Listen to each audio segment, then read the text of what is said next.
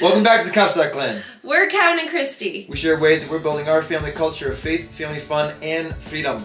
And today we're going to give you a September update. We're going to talk about our books that we're reading, movies we're watching, games we're playing, and do a little bit of status update on the goals that we set for September, how we're doing, and what adjustments we've made and what we've learned along the way. Absolutely. Well, without further ado, let's jump in. Books we're reading. We love reading books, even individually, as much as we do as a family. So what are you reading right now? So I am currently reading The Postnatal Depletion Cure. I'm not reading that. It's written. It actually would be really good, like if you wanted to.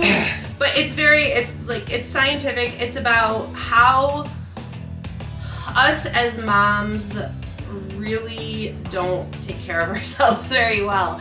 We're willing to give it all to our babies, our children, and whatnot, and that we do a really bad job of taking care of ourselves, and kind of brings some awareness to that, and then talks about ways to make it better. So since I am really focusing on getting better at that because I was really bad at it for a number of years, I thought it was a really good book, and I really like it. It's written by an Australian.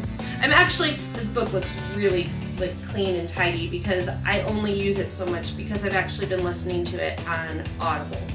So, great book. I highly recommend it if you are having a baby, if you had a baby in the last 5 years, maybe even 10. I mean, excellent book. Taking care of yourselves. I've been reading The Power of the Praying Husband on and off for probably 8 years. I was going to say 10. Maybe 10. And at one point in time I picked it up probably out of desperation because I don't know what I needed, but needed something, and read it for a little bit and then found it to be impractical for where we were at with our marriage. But in the last couple of years, it's been in my nightstand, it's moved out of my nightstand, back onto my nightstand, and now it's on top of my nightstand in hopes that I can read a little bit each day and just finding new ways that I can provide you the power of prayer that is needed. So one of the things that I like about the book is it offers some practical advice on how to pray, where sometimes husbands don't know how to pray. The one thing I don't find attractive about the book is how much emphasis there is on sports or analogies to sports, not being a huge sports guy. The other aspect of this, which I believe is lacking, is the mindset. There's a lot of this book that says a woman's value is derived from her husband, his words, and a lot of times it mentions men being incapable of being able to communicate and kind of shutting down and having negative thoughts about his wife and how God can be the one that transforms those, but not understanding the mental part of this, I believe, is challenging because it's lacking the mindset aspect of the book. And that's that whole mindset thing. I think we find a lot of books that we might disagree with when it comes to the mindset stuff. That Postnatal Depletion Cure also has some parts in there about emotions and how they can control you, and we don't really completely agree with that. But that's for another day. Yeah, but again, it's casting a large net, wisdom in the multitude of counsel, and yes, we're just pulling out the aspects that we like and can use inside of our home. Yes. The other book that we are reading together as a couple, which we do daily, we just read this as part of our devotional and our daily check-in that we do each day. I really like Oswald Chambers. It's very unique in how it takes the Word of God, applies it in a very intellectual way, and makes you think about things you wouldn't have otherwise. So we also try and do that's just like first thing in the morning, like Kevin said, as part of our daily check-in. We also try and do some reading together. We just finished A Brave Lament. This is just a quick little short book. It was really nice to get the perspective of another couple as they were going through a loss similar to ours. It was nice to kind of like walk through that journey with them. If you are looking for a book on loss for yourself or someone that you know, this is one that we finished just a little while ago. Yep. Dark Clouds, Deep Mercy. This was great. It was very unique in applying the different stages of grief in a very biblical way, and this book allows you to go through each one of those stages, understanding why you go through them, what it is about them that makes them so good and essential. It was really helpful in helping us think about things to make sure that we were getting the most out of the process and taking the lessons that God had for us in the process. We have not shared on our channel yet what happened. We will be doing so in the near future. I think that we're getting to the point of being ready to do so. Anyway, good books. Highly recommend. We also read together as a family. We've got a video that we did on family read aloud. Try and do that 3 or 4 nights a week. We just finished the Swiss Family Robinson, which is a phenomenal story. Lots of adventure, great storyline in developing character and adventures, story of hope and promise, and just very light, and there's not a lot of darkness in it if you're looking for something light and easy. Yeah, I really like the classic starts. It was a great book for us to get back into the groove of doing family reading with a book that was easy to go through quickly. And we are now reading Little House in the Big Woods. This is one that we have read before, but it was a long time ago. So we wanted to restart it with some of the younger kids, and the older kids love it. So, and then we also have something that we call a mealtime basket. I've got a slew of books in there that we sometimes change out with each school term and sometimes don't. And one of the books that we just finished that the kids loved is the first Herb Berries book. I've had these for probably about 5 or 6 years, sitting in a bin of books that are like for the mealtime basket. And this was all about chickweed, and I really like how it takes the herb and the medicinal value of the herb and the different things that you can use it for, and it turns it into a story. So we were on a walk, and we were all on a walk as a family, and the kids and I were talking about chickweed, and they were telling their dad about it, and we could go back and think, what is chickweed good for? Because we could go back to this story and remember the fact that, well, so-and-so used it for healing on her cut knee, and the troll used it for her sore muscles and her eyes and all of that. So it's fun to put the story to the lesson, and it helps them really pull it in. Learn that. There's something in the brain where having story within a lesson, it clicks. And so then we also have this nice little art book, this nice little bin of all kinds of different autumn books. We've been reading these, just kind of, casually. I'll do books like these whenever it makes sense throughout the day. Sometimes they're used as part of our mealtime basket and whatnot. Sometimes the kids will just go grab a book and say, will you read this to us? And not every time. Excuse me. We're not able to capitalize on that every time, but as often as we can, we will. I don't even have. There's one that I wanted to share specifically. There's a board book. Harbor loves this one. This Red Fox, which we actually talked about. We think that this is actually going to go in the winter books, which she was really happy about, that it would stick around for 2 seasons. So we haven't read all of them yet, but I'm sure that we will have over the next 6-7 weeks. No problem getting through them, considering fall started today. In addition to all the reading that we've been doing, the kids and us like to utilize Audible. Love Audible. They've been listening to the Hank the Cowdog series, what seems like for a very long time. Well, I think there's a lot of books. There's like 75 or 80. There's a lot. No, I think it might be in the hundreds. I can't remember. There's just a lot of books, and I think they're on book 15. The only thing that I don't love about it is that the kids are obsessed with it. And trying to get them to listen to anything else is almost like pulling teeth. Yeah. In addition to reading, we also do watch TV. So we do a show night on Wednesday evenings with the kids, and we just watch a show. We kind of bounce around a little bit. We'll watch a couple of the same in a row, and then we'll jump over and watch something else. Yeah. We've been watching Heartland for a while, and then sprinkled in there some of the Waltons, which I really like. I love the Waltons. And when the kids are just feeling goofy, we'll watch a Carbonaro Effect. Yes. So those are some of our favorites. Go-tos. And when we're only watching one show a week, it could take, like, I mean, I don't know when we're going to get through the Waltons. It'll probably be like 2026 or something. In a few years, yeah. And then, you know, we do watch TV as a couple as well. One of the shows that we found and have been watching for the last couple months is Outlander. And just finished. We may have binge watched that a little bit at night.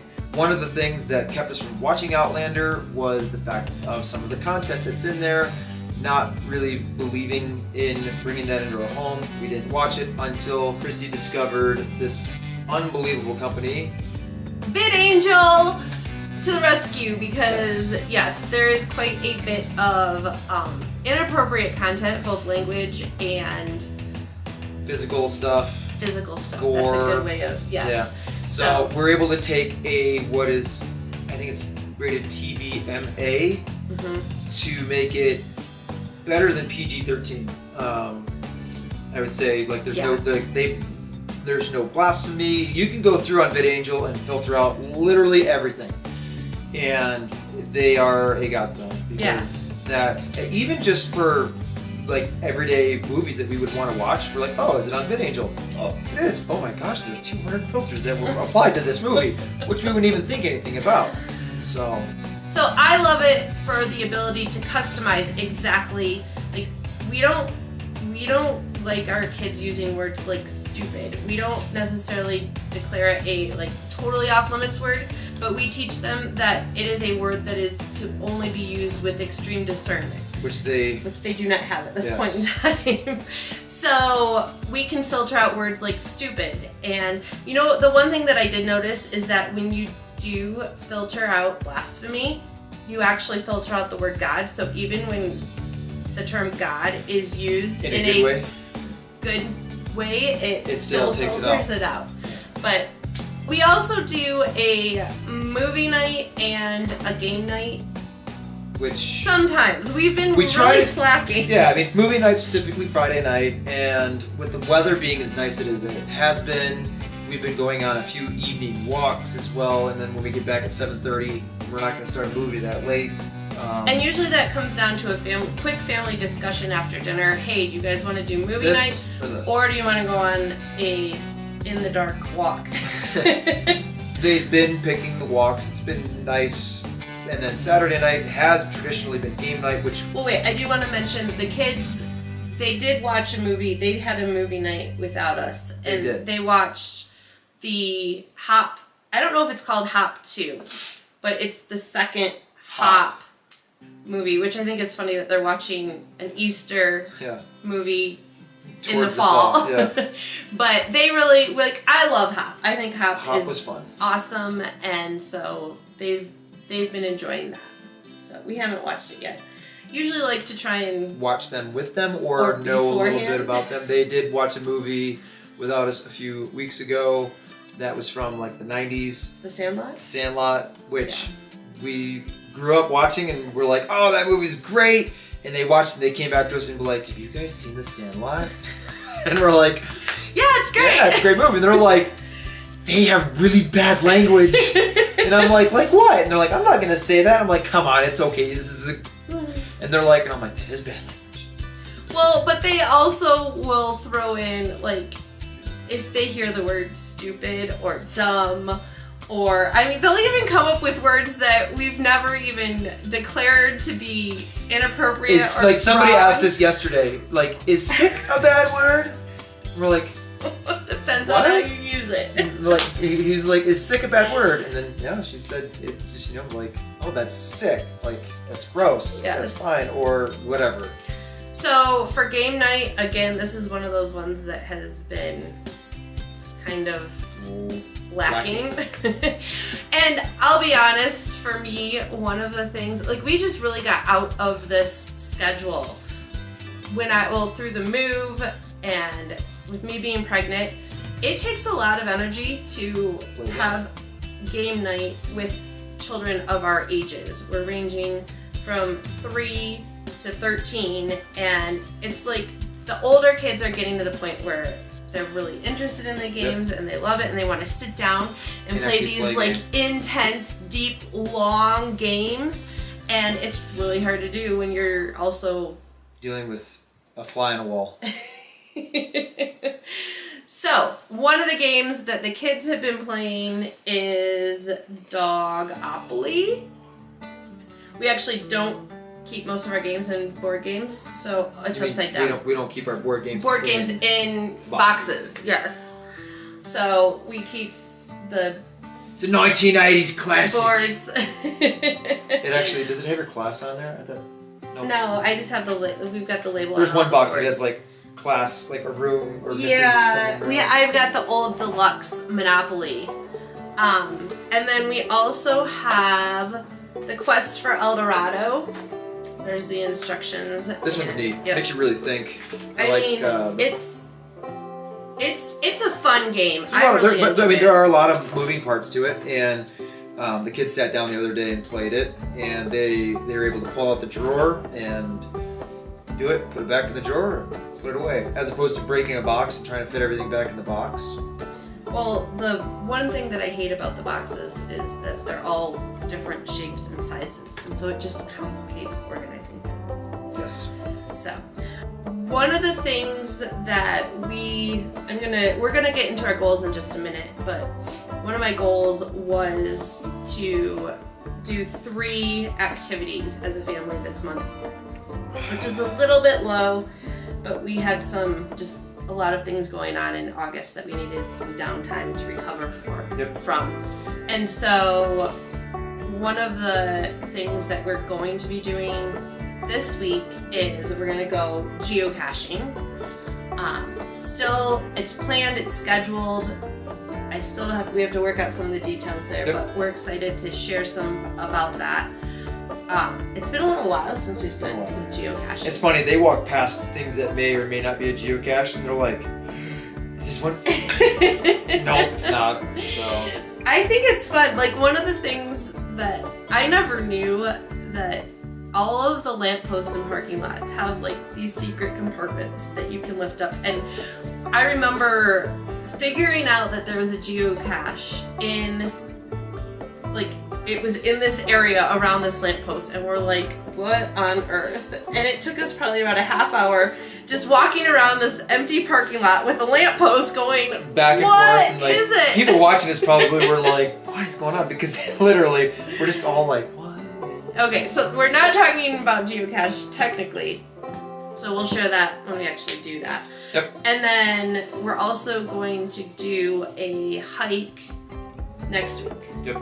Which I'm excited about. Get that in right at the end of the hiking month. Yeah. Well, I love hiking. Yes, I do too. One of the things that's neat, honestly, is it's something you can do together as a family with relatively minimal expenses. You can hike with just whatever shoes you have. We have one that hikes in flip-flops. We have one that hikes in slippers occasionally.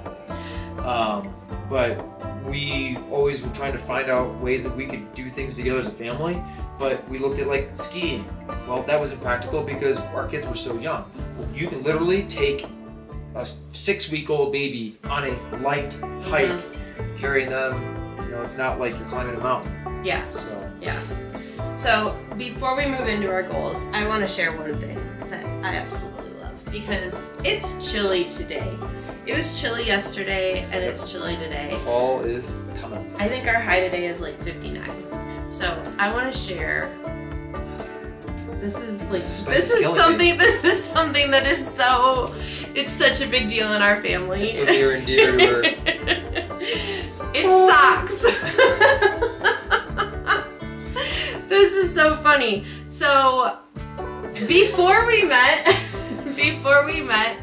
I had decided, like, I fell in love with Smartwool socks. Yep. And they literally have always, like, not always, but since, at least for the last, I'm going to say maybe 20 years, they're all that I have worn.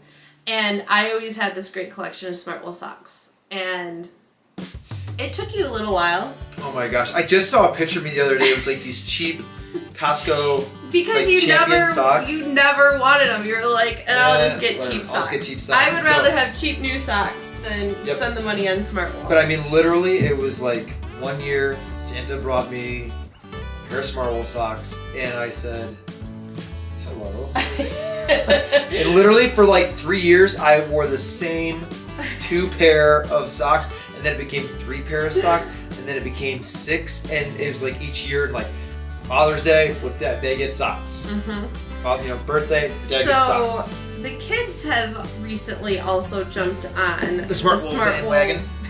Exactly what I was gonna say. And I mean, for the kids, I think for the kids socks they're like $10 a pair. For the adult socks they're like $20 a pair. But they last forever. I've probably replenished my entire stash. But I would say that they're socks that last about 10 to 15 years. Yeah, when you have 18 different pairs, they should last. I don't have 18 different pairs. But and there's you different... have 4 with you right now. Right now, yeah, I know. But there's different shapes and sizes and what's it called? Thickness. So, and I've got a pair that's even thinner than these. Yep. And I love them. Kevin loves them. They're great gifts for Christmas. The kids now all want them for their birthdays.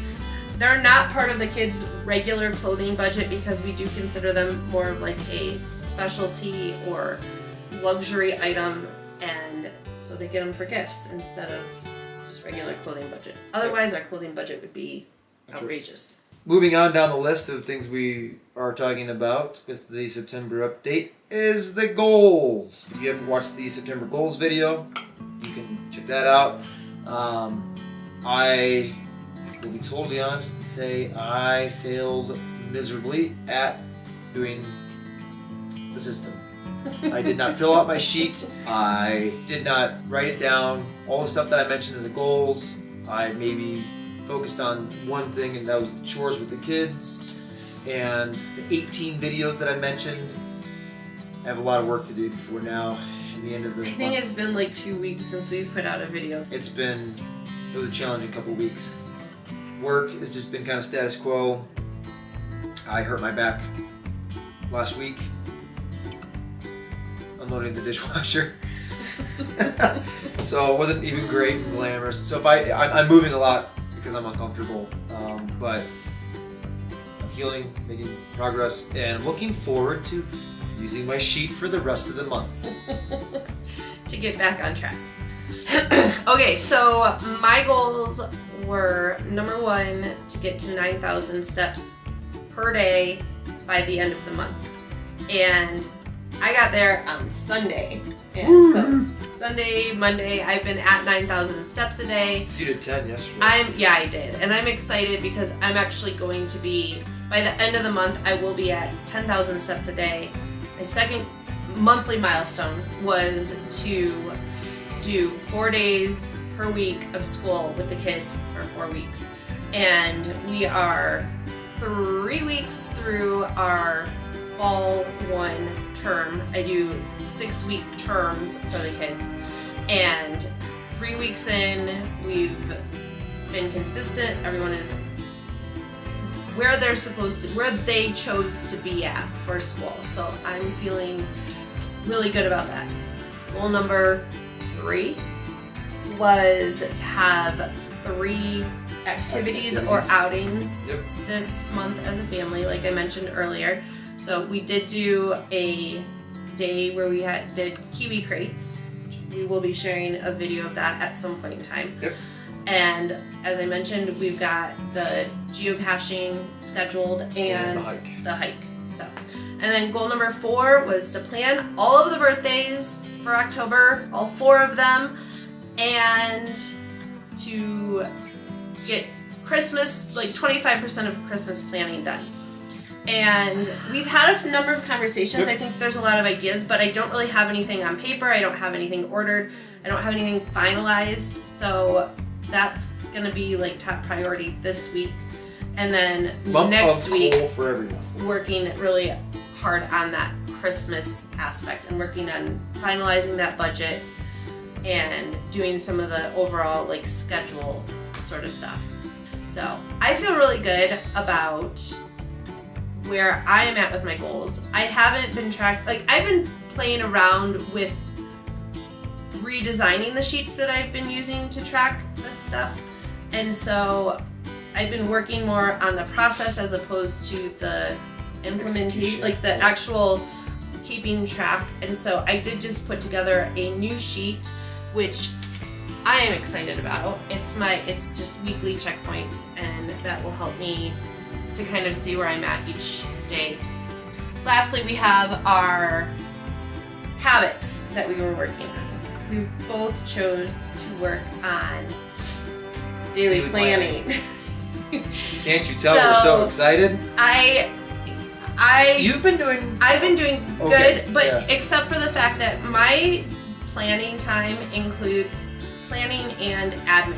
Yes. And so I feel like I've been overloaded. I've got a list a mile long of admin stuff that I need to do, and so I haven't really, like, I'll sit down to do an hour of planning and I'll come out and I won't have my schedule for the next day done. And so, well, I got everything done, I just don't know what I'm gonna do tomorrow. Not really ideal. So I do hope to continue to work on that. So I've been thinking about the fact that both of us have had a hard time with this daily planning habit. I came up with 2 different ideas to help move forward and to gain some traction. First off, I noticed for myself, said, okay, these are my monthly milestones that I'm working on, and yet, although daily planning does help to make sure that I can accomplish all of those, it's not directly related to any of them. So I told Kevin, I'm like, I'm gonna make my one habit something that directly relates to one of my monthly milestones that I'm working on. And I think that that will really help, number one, increase my chances of achieving that monthly milestone. And number 2, simplify the process. And so I changed my habit in the middle of the month to be my step goal for the week. So each day. Well, but for the for it the changes each week, I guess. So that's why I said it that way. But I feel like, number one, as I get into needing to fit in more steps during the day, I am going to need to be a little bit more strategic about it and think about it. And so having that as my one habit is going to be beneficial. And what that means is that it's more important than everything else. Like, it's that one thing that I need to accomplish. And so if at the end of the day I haven't got my step goal, I go take a walk. I walk on the treadmill. I make it happen because it's my one thing. And so it almost, if you're actually committed to it, it almost guarantees that you're going to get to where you want to go. Eyes are closed. Mom, where's the eye? They're closed. Open. Wow. Yay! That looks I love Tegu blocks. They're my favorite toy. Here, we have another favorite. Come here. Show it. Can you show the camera? These are... Whoa! I just broke it. You can fix it. I can fix it? Okay. That's the stairs and that's the table. These are Tegu blocks. They're magnetic wooden blocks. They're awesome. Pretty cool. Do we love them? Yeah. Okay. All right, let's go build more stuff. Okay. Perfect, come here. Here, carry these carefully. I also changed my habit for the last half of the month from planning to making editing videos a habit so that it actually gets done, because there were 4 or 5 days that I didn't do anything with the videos, and then they start kind of piling up, and then... We do have a good selection of videos to be edited. Yep. So I just need to actually go through and continue to make progress on that. That's going to be the habit probably for the next few months until that process really becomes streamlined, and I'm doing it without even thinking about it. Yeah. So one of the other thoughts that I did want to share that I had when I was thinking about how to improve the fact that we weren't really achieving our one habit that each of us chose was that had it been related to our monthly milestone and had it been something that we still just weren't achieving, the best way to change that is to dumb it down and to take just like a small piece of it where like you can like daily planning. What I would do is I would make it as simple as I'm going to look at my calendar for tomorrow, like the night before.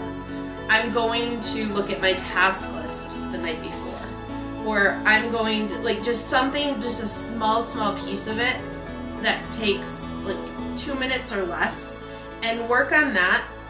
And what you'll find is that when you set out to do something smaller more consistently, you'll actually exceed that easily. Yep. As opposed to if you say, I'm going to take this big chunk of time and work on daily planning and do all of the steps that are involved. It can overwhelm our brains at times, especially when it's something that's in the later part of the day and our willpower is just gone. I think that covers it. Okay. Yeah. We will be back.